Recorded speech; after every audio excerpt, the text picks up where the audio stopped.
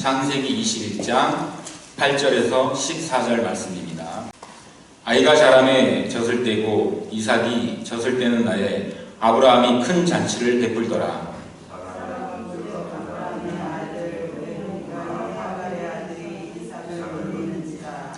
그가 아브라함에게 이르되 이 여종과 이 아들을 내쫓으라. 이 종의 아들은 내 아들 이삭과 함께 기업을 얻지 못하리라 함으로 아브라함이 그의 아들로 말미암아 그 일이 매우 근심이 되었더니 하나님이 아브라함에게 이르시되 내 아이나 내 여종으로 말미암아 근심하지 말고 사라가 내게 이른 말을 다 들으라. 이삭에게서 나는 자라야 내 씨라 부를 것임이니라.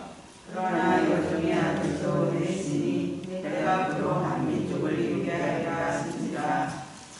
아브라함이 아침에 일찍이 일어나 떡과 물 한 가죽 부대를 가져다가 하갈의 어깨에 메어주고 그 아이를 데리고 가게 하니 하갈이 나가서 브엘세바 광야에서 방황하더니. 아멘. 여러분, 21세기를 살고 있는 지금은 노예제도가 과연 허용이 됩니까? 아마 우리는 모르고 있지만, 우리는 말이 안 된다고 생각하겠지만 어딘가 노예제도는 반드시 있을 것입니다. 지금 아브라함이 살고 있는 이 시대에도 노예제도가 합법적으로 있었습니다. 신약에서도 마찬가지입니다. 사도 바울은 종들아 너희 주인에게 순종하라, 충성하라 그러지 않습니까? 그러면 과연 이 구약의 노예제도를 통해서 오늘 주제 브엘세바, 광야 이 부분에서 과연 노예제도가 어떻게 소멸되고 하나님의 구원으로 나아가는지 찾아보고, 또한 우리의 삶 속에서, 이 교회 생활 속에서 어떻게 우리가 사단의 노예에서 빠져나와서 하나님의 자녀로 구원의 성취를 되는 그런 브엘세바의 과정을 겪는지 오늘 본문을 통해서 한번 알아보겠습니다. 오늘 창세기 21장 하나님께서 아브라함과 이삭과 하갈을 통해서 뭔가 큰 일을 이루심으로 그의 마지막에 이스라엘이 마지막을 장식하고 있는 그런 그림입니다. 먼저 아브라함이 어떻게 이 자리에 왔는지 살짝 돌아보겠습니다. 아브라함 갈대아 우리에서 하나님의 말씀을 받았죠. 그리고 저 멀리 다메섹 위에 끝인 하란에 가서 잠시 머물다가 아버지 데라가 죽으시니까 다시 내려옵니다. 쭉 내려와가지고 갈릴리를 지나서 예루살렘을 지나서 헤브론을 지나서 오늘의 주제인 브엘세바 땅까지 잠시 머물렀다가 거기서 기근이 되니까 애굽으로 넘어갑니다. 거기서 와이프 팔아먹고 온갖 재물을 다 얻어서 다시 브엘세바로 돌아왔다가 헤브론으로 올라갑니다. 그래서 거기서 정착을 해요. 이제부터가 시작입니다. 거기서 분명히 하란에서 75세 때 하나님이 너에게 아들을 주겠다. 그리고 그 자녀가 이 세상에 충만하게 하겠다 그랬는데 여태껏 아들이 없어요. 그래서 사라가 남편을 위해서 첩을 드립니다. 그때 고대 근동에는 이런 법이 있었어요. 뭐냐면 결혼을 했는데 아내가 2년 안에 자녀를 갖지 못하면 아내가 주선을 하던 남편이 주선을 하던 첩을 드려야 돼요. 그래서 자녀를 종족을 보존하는 법이 있습니다. 그러니까 아주 합법적인 씨바지가 있었던 거예요. 그래서 자기 밑에 종으로 두고 있던 하갈을 남편에게 드립니다.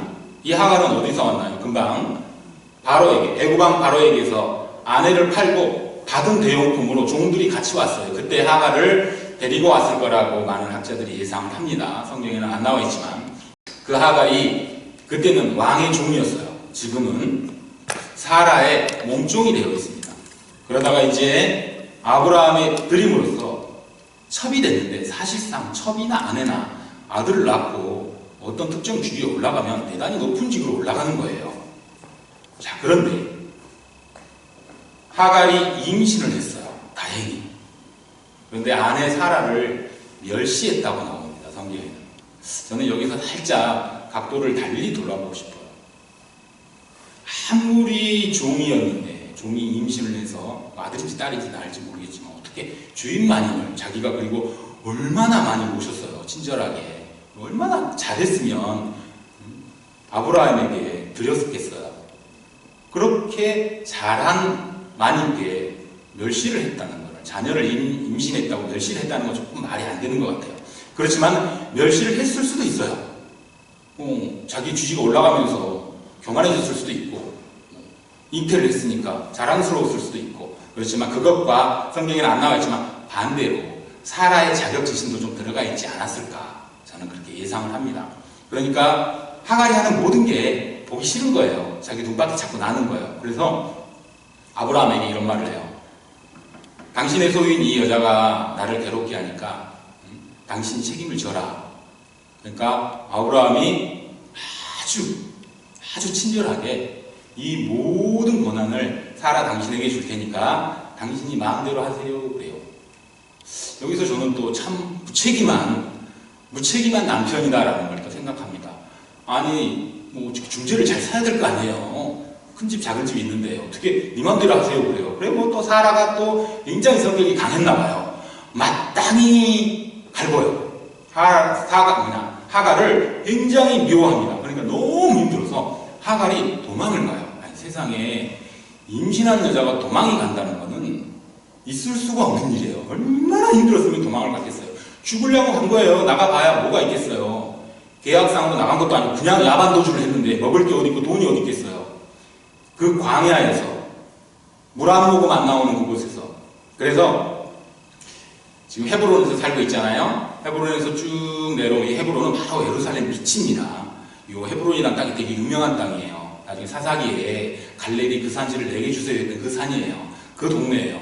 그래서 거기서 살고 있는데 거기서 이렇게 도망 나와요. 쭉 내려오다가 중간에 부엘세바라는 땅이 있습니다. 하루 정도 가는 그 있고 거기서 멈추질 않아요. 오늘의 제목은 거긴데 거기서 더 내려가면 부엘라 헤로이라고 하는 땅이 있습니다. 그때 당시에는 지명이 없었어요. 지금 지명이 있기 때문에 그렇게 얘기를 하는 거죠. 거기서 힘들게 울고 있는데 하나님의 사자가 나타나서 너 여기서 뭐하냐? 너희 주인 종에게 돌아가서 충성해라. 온갖 이제 힘들어요. 어떻게 해요? 못 가요? 안 가요? 그러니까 너희 자녀로가 내가 많은 씨앗을 이루고 많은 자손을 주고 대대로 행복하게 해줄 테니까 그냥 가. 그리고 내가 이름도 지어줄게. 그러면서 이스마엘이라고 뱃속에 아이 이름도 지어줘요. 그래서 하나님이 나를 살피셨다. 너무나 감사하다. 그래서 그 자리에서 이름을 지어줘요. 그 땅을 부엘라 헤로이라고. 그래서 그 땅이 부엘라 헤로이 된 겁니다. 그래서 다시 올라가서 아들을 낳아요. 그때 아브라함이 86세. 자, 여러분 알다시피 이삭이 언제 나왔습니까? 아브라함 나이 100세에 나왔잖아요. 그러면 86대에 이스마엘을 얻고 100세에 이삭을 얻었어요. 즉 14살이 됐다는 얘기예요. 이스마엘이. 그리고 오늘의 본문의 시작, 젖되는 의식을 오늘 하고 있습니다. 젖되는 의식이 그때 당시 이스라엘에 어떤 의식이 있었냐면 3년 정도 아이의 젖을 먹이면 3년 뒤에 밥으로 갈아타는 시기가 있었나 봐요. 그때 젖되는 의식을 하는데 온 동네 사람들을 불러다가 잔치를 한다고 합니다. 뭐 대단한 축복되는 일이었나 봐요. 그런데 100세에 이삭을 낳았고 그때 이스마엘이 14살이었으니까 3년 뒤에 젖되는 행사를 했으면 17살이 됐어요. 17살이 된 이복형이 이삭을, 3살 된 이삭을 괴롭히면 얼마나 괴롭혔겠어요. 그냥 조금 놀릴 수도 있죠. 형제잖아요. 충분히 가능하잖아요. 그리고 3살 될 때까지 한 번도 안 놀렸겠어요?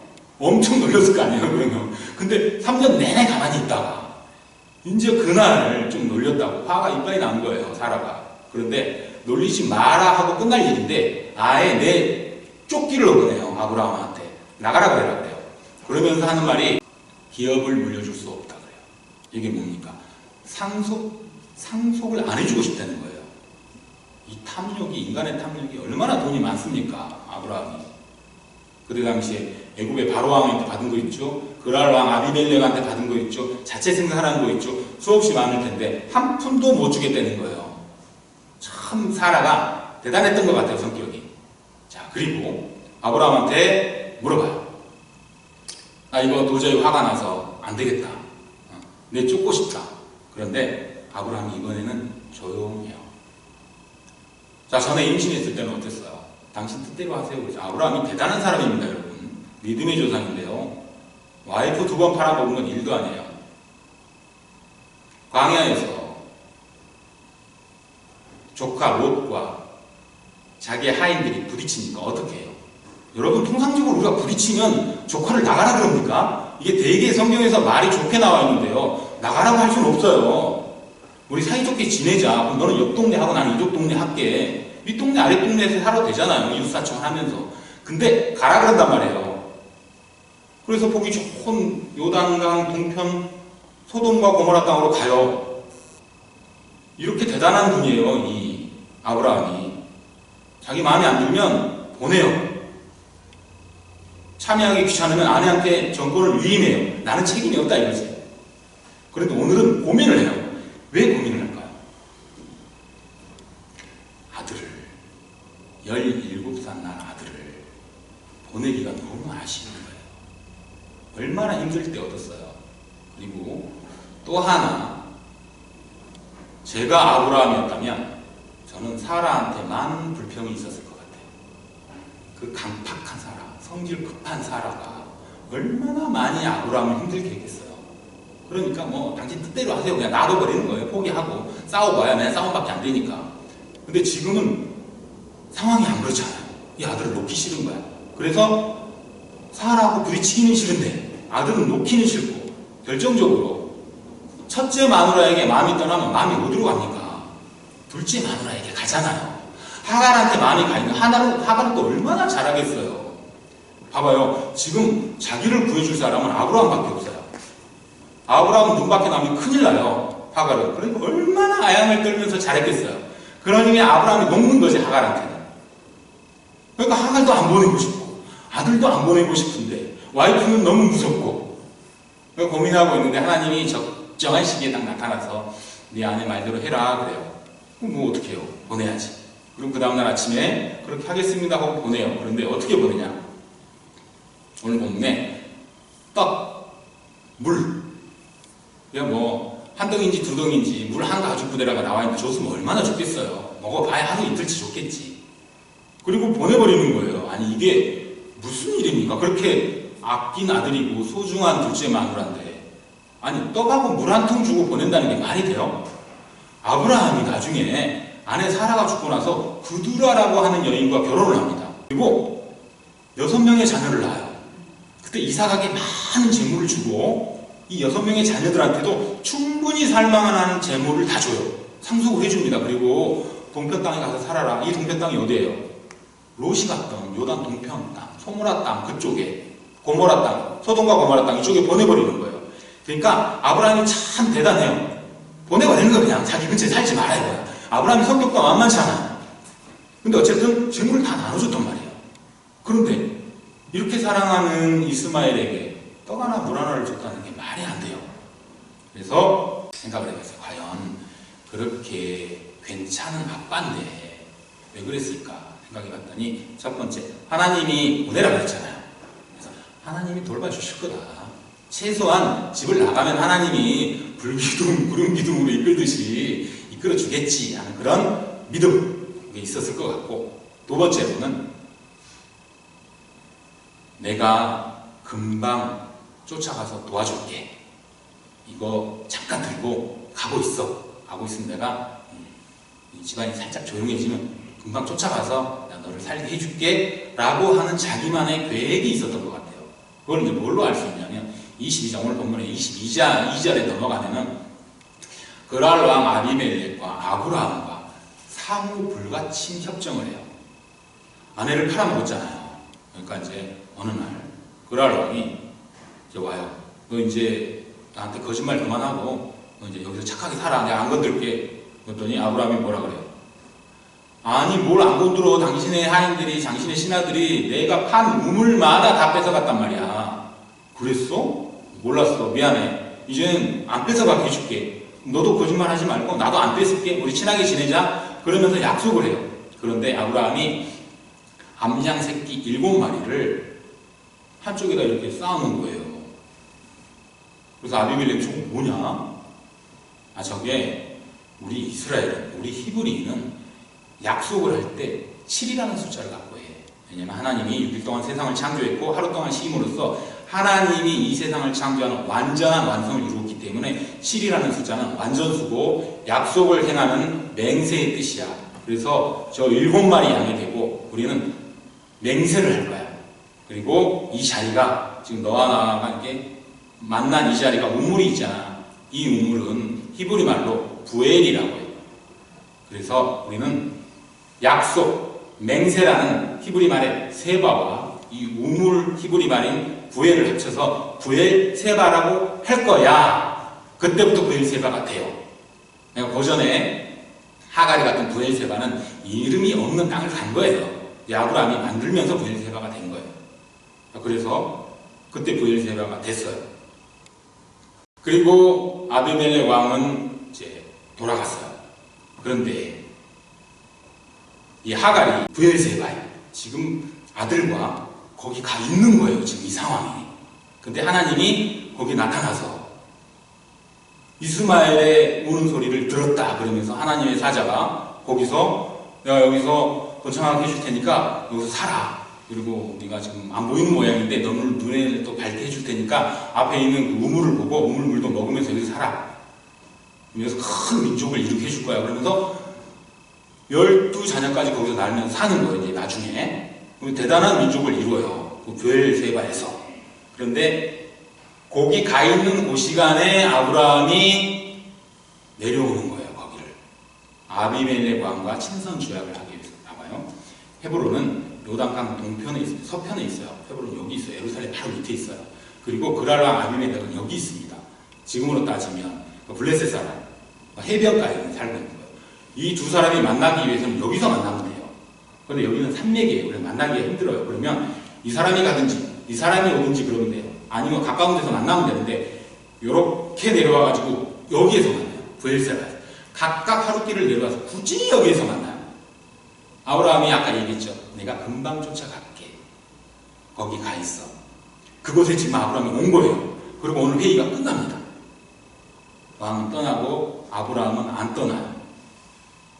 오늘 본문에 22절 마지막 절에 보면은 아브라함이 거기서 한동안 거했다라고 나와 있어요.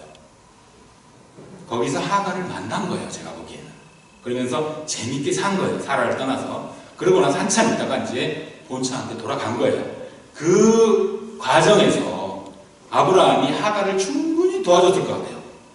뭐 집도 지어주고 뭐 먹을 것도 갖다 주고 충분히 스스로 목축업을 할 수 있게끔 살 수 있게 천막도 지어주고 아마 그러지 않았을까. 그러면서 기본적인 삶의 베이스가 돼서 하갈과 이스마엘이 거기서 잘 살았을 거라고 생각합니다. 그 이후에도 뭐 많이 왔다 갔다 했을 거라고 저는 생각을 해요. 그게 또 하나님의 계획하신 바일 수도 있고요. 그렇게 해서 하갈은 거기서 살아요. 자, 그런데 오늘의 제목이 부엘세바 광야에서라고 하잖아요. 하갈이 광야로 쫓겨났을 때 부엘세바를 만나요. 즉 우물을 만나는 거예요. 근데 이 우물이 성경에 계속 몇 번 나와요. 살짝 뒤로 넘어가 보겠습니다. 이삭이 아버지가 죽고 나서 헤브론에서 살고 있는데 아버지가 죽어요. 그래서 사라와 아브라함을 마다니아불에 매장하고 내려와요. 이삭이. 거기 살면 되잖아요. 헤브론이 얼마나 살기 좋은 땅이에요. 이스라엘에서 제일 좋은 땅인데. 근데 내려와. 왜 내려와요? 여기 지금 부엘세바에서 이스마엘 형이 살고 있는 거예요. 자, 아버지가 죽자 이스마엘이 와서 같이 매장을 해요. 그러니까 평소에 교류를 계속 하고 있다는 얘기예요. 근데 이삭이 우리도 알다시피 되게 여린 사람이잖아요. 화도 잘 못 내고. 그러니까 혼자 살기 힘든 거야. 그 남의 동네에서. 그래서 슬슬 내려와요. 내려오면서 우물을 파는데 그랄 왕의 신하들이 자꾸 뺏어가는 거야. 또 내려와서 파면 또 뺏어가고. 그러면서 계속 내려와요. 그래서 또 화친주약을 또 맺어요. 이 부엘세바에 와가지고. 같은 아비멜렉 왕인지 그 아비멜렉의 아들 아비멜렉인지는 모릅니다. 어쨌든 같은 이름을 가진 왕이 이삭과 또 화친주약을 해요. 그때 또 부엘세바에서 계약을 합니다. 부엘세바는 계속 약속의 우물로서 제 기능을 다하고 있어요. 자, 요 부엘세바가 조금 더 이제 나가보겠습니다. 이삭이 결혼할 때 아브라함의 종이 아브라함의 고향에 가서 리브가를 데려와요. 그 리브가를 만나는 장소가 어디였죠? 우물이죠. 같은 우물은 아니지만 우물이에요. 자, 하갈은 부엘세바에서 하나님을 만났죠. 리브가는 우물에서 당신의 신랑인 이삭을 만나게 되는 과정을 겪는 거예요. 뭔가 일들이 자꾸 벌어지고 있는 거예요. 이 우물을 통해서. 그리고 신약으로 보면 예수 그리스도께서 우물에서 어떤 여인을 만나는 게 있어요. 요한복음 4장에 보면 예수님이 사마리아 여인을 만나요. 수가성이라는 사마리아 수가성이라는 동네에 딱 들어갔는데 야곱의 우물이라는 곳에 있는데 그곳에서 남편 5명을 떠나고 또 새로운 남자를 만나고 있는 부정한 여인, 나름 부정해 보이는 여인. 정확히 부정하다는 말은 없습니다. 나중에 이제 또 이걸 가지고 한 번 더 설교를 하겠지만은 이게 좀 대단한 여인이에요, 이분이. 지금은 뭐 되게 비참한 여인으로 나오는데 이 여인이 우물에서 예수님을 만납니다. 자, 이 브엘세바 우물, 야곱의 우물, 이 세 가지의 공통점이 있어요. 누군가를 만나는 장소라는 거예요. 그리고 이 만나는 주체는 하나님이 말씀으로 오시고 이삭을 대표하는, 예수님을 예표하는 이삭이 신랑으로 오고 그 다음에 성령님을 예표하는 예수님이 성령님을 예표하면서 영생을 얘기하는 우물로 오는 거예요. 그러면 이쪽에서 인간들이 뭘 해요? 하갈이 하나님을 만나러 가는 거예요. 그때 하갈은 쫓겨가는 상태였어요. 도망가는 상태였습니다. 그리고 굉장히 비참한 광야에 힘든 생활을 하고 가는 거예요. 그리고 두 번째로 리브가는 어떻습니까? 리브가는 과연 힘들지 않았을까요? 아니, 리브가 오빠 있잖아요. 우리 알잖아요. 바다라면서 야곱이 도망갔네. 근데 리브가가 양의 물을 먹이러 오는 거예요. 그때 뭐 여자들 그렇게 일을 시켰습니까? 천대받고 있었다는 얘기예요. 힘들었다는 얘기예요. 그래서 그 종이 리브가의 집에 가서 만나잖아요. 리브가 가족들을. 그래서 데려가겠습니다. 그랬더니 리브가 부모님이 여기서 뭐 며칠 있다가 가도 되겠느냐. 그러면 리브가가 뭐라 그래요? 바로 가겠습니다. 그러잖아요. 싫은 거예요. 집이. 떠나고 싶은 거예요. 지금 리브가에는 아무런 고통이 없어 보이지만 힘든 삶을 살고 있는 나름대로 광야 생활을 하고 있던 거예요. 그래서 리브가도 나름 광야 생활, 힘든 생활에서 하나님을 찾아가는 기도의 삶을 살았을 테고 그래서 하나님의 사자와 만나게 되는 겁니다. 하갈이 그랬듯이 리브가가 그랬듯이 수가성 여인은 어땠을까요? 과연 기도 안 하고 살았을까요? 사마리아 여인이니까 아니죠. 우리 조상 야곱의 우물이라는 걸 명확히 알고 있었어요. 그리고 당신은 예배에서 예루살렘에서 예배하는데 우리는 어디서 예배합니까? 이것도 아니고 그것도 아니고 무슨 예배의 기본 수칙도 알고 있었다는 거예요. 그만큼 기도를 하고 살았다는 거예요. 그러니까 이 여인이 갈급한 기도에 하나님이 반드시 응답을 했고 예수님이 그쪽으로 가서 이 여인을 구원하는 과정을 겪게 되는 겁니다. 인간들의 갈급함과 광야 생활들이 하나님과 예수님과 성령님으로 오면서 계속 브엘세바에서 약속의 맹세의 우물에서 약속을 계속 이루어가고 계시는 거예요. 오늘의 브엘세바는 광야에 있지만 반드시 이루어가겠다는 하나님의 큰 약속을 알려주고 있습니다. 말씀을 맺겠습니다. 아브라함의 아들이 이삭이죠. 근데 이삭은 이스라엘의 지도자가 되지 못합니다. 이삭의 아들 야곱이 12지파의 수장이 되면서 이스라엘을 실질적으로 이끌어갑니다. 그러면 걔네들만 계속 살면 좋잖아요. 근데 하나님은 꼭 반대 뭘 하나 만들어요. 노아 때도 그랬고 카인과 아벨 때도 그랬고 꼭 말 안 듣는 자식 하나씩 만들어놔요. 자, 그러면 오늘은 말 안 듣는 자식 야곱의 12자녀의 반대편에 있는 건 누가 있을까요? 아까 설교 시작할 때 답을 드렸는데 이스마엘이 12자녀를 낳았다고 했어요. 이스마엘은 중동에 가면 이슬람 민족의 자기 조상이라고 얘기를 해요. 얘네들은 집에 그냥 액자로 이렇게 걸어놔요. 계보도를. 아브라함 밑에 이스마엘, 그리고 쭉쭉쭉쭉 내려와서 마호메트 있고 더 내려와서 자기들이 있다고 이렇게 이제 얘기를 합니다. 하나님은 야곱의 자녀 12자녀를 통해서 빛으로 오시고 그에 상응하는 어둠을 항상 만들어내십니다. 이스마엘의 12자녀가 지금도 그때부터 계속 싸웠던 게 지금도 싸우고 있잖아요. 굳이 이런 민족적인 게 아니고 우리들도 싸우고 있잖아요. 우리 안에 선한 것과 악한 것이 매일매일 싸우고 있잖아요. 하나님은 왜 선한 것만 만들지 악한 어둠을 만들어서 자꾸 대립되게 할까요? 우리는 그거 설교에 대해서 많이 들었습니다. 첫째, 너무 삶이 편하면 하나님을 떠나니까. 그리고 너 항상 잘해주기만 하면 감사할 줄 모르니까.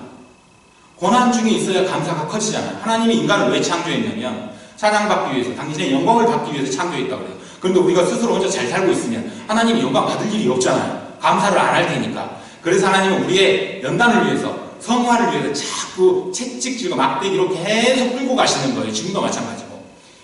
빛이 온전한 빛이 되기 위해서는 어둠이 있어야 돼요. 어둠이 없는데 빛만 있을 수는 없습니다. 그러면 분별이 안 되죠. 빛과 어둠은 항상 같이 갑니다. 지난 설교에 교회 알곡과 가르치가 같이 간다고 했잖아요. 우리의 삶은 항상 같이 가요. 여러분, 우리가 살면서 광야라고 느낄 때가 되게 많아요. 솔직히 정말 돈도 많고 건강하고 남 부럽게 사는 사람들은 외롭지 않을 것 같아요. 외롭습니다. 저는 그 단계에 가보지 못했지만 뉴스에 나오는 거 보면 되게 불행하고 살고 있는 것 같아요. 하나도 만족스럽지 못하는 것 같아요. 교회에 다니는 우리도 항상 광야 생활을 하고 있습니다. 밖에 사는 사람도 광야 생활을 하고 있어요. 근데 그들은 야곱의 우물, 리브가의 우물, 브엘세바를 찾지를 않아요. 근데 우리는 힘들 때마다 브엘세바를 찾고 하나님께 예배를 드립니다. 그것이 우리의 교회가 되고, 우리의 기도가 되고, 우리의 예배가 되고, 우리의 신교도 마찬가지입니다. 오늘 우리는 신앙생활 내내 살면서 항상 기쁜 일만 생각하는 것이 아니라 하나님의 또 다른 택함을 받은 하갈, 세상에서 차근차근 올라가던 신분 다 버리고 도망가서 하나님을 만나고, 우리도 세상에서 얻은 신분, 재물들 사실 별거 아니잖아요. 언젠가는 다 놓고 진짜 하나님을 만나러 가야 되잖아요. 그거를 지금 살면서 계속 연습을 하는 거예요. 놓아버리는 연습, 잃어버리는 연습. 그래야 자꾸 나중에 마음 편하게 올라갈 수 있잖아요. 하나님께. 여러분과 저는 매일매일 이 신앙생활을 통해서 매일매일 교회에서 하나님의 약속인 브엘세바를 떠올리고, 그리고 성경을 읽을 때마다 이 브엘세바가 하나님은 우리에게 얼마나 길게 그 약속을 이루시기 위해서 한 발 한 발 내딛고 계시는 그런 약속의 우물이라는 것을 항상 잊지 말았으면 좋겠습니다. 기도하겠습니다. 은혜로우신 하나님 아버지, 오늘 우리는 브엘세바가 단순한 진영이 아니라 하나님의 은혜가 내려오는 축복의 자리임을 알게 되었습니다. 광야에 내쫓기는 삶을 살아가는 우리에게 언제나 하나님의 약속을 믿고 견딜 수 있는 브엘세바의 믿음을 주시고, 브엘세바를 꿈꾸게 하시고 기대하게 하시어 광야에서 하나님을 찾는 사람들이 어떻게 하나님을 만나게 되는지를 신앙생활 내내 증거하며 살아가게 하옵소서. 전 세대를 걸쳐 우리를 홀로 두지 않으시고 기다리시며 언제나 우리와 함께 동행하시며 영원한 기업으로 삼아주시는 하나님 아버지의 오랜 약속을 믿으며 그 약속의 성취를 위해 말씀이 육신이 되어 오신 예수님의 이름으로 기도드립니다. 아멘.